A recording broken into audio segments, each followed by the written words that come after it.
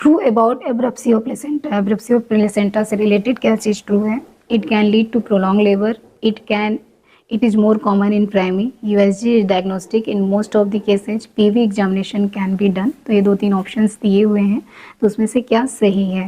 पहले तो एब्रप्सियो प्लेसेंटा के बारे में जान लेते हैं। इसके रिस्क फैक्टर क्या क्या हैं? Smokers, folic acid deficiency, cocaine abuser, PIH more common है।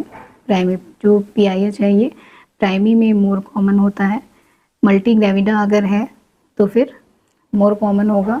एंटीपार्टम हेमरेज, चाहे वो प्लेसेंटा प्रीविया हो, एब्रप्सियो प्लेसेंटा हो। History of trauma, polyhydramnios, uterine anomalies, fibroid in uterus, PROM।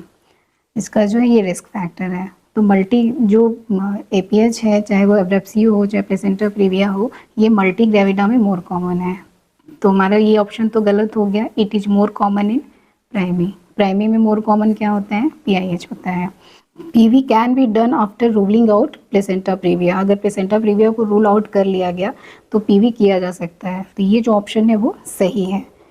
Ultrasound करते हैं पता लगाने के लिए कि क्या है। USG is diagnostic in most of the cases. तो एज मेनली एब्रप्सियो में क्लिनिकल डायग्नोसिस करते हैं, तो ये भी गलत है।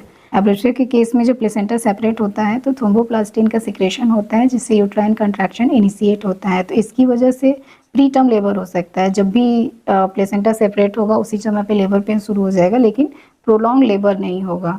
तो it can lead to prolong labour, ये भी गलत है। तो हमारा कौन सा ऑप्शन सब सही है? PV examination can be done.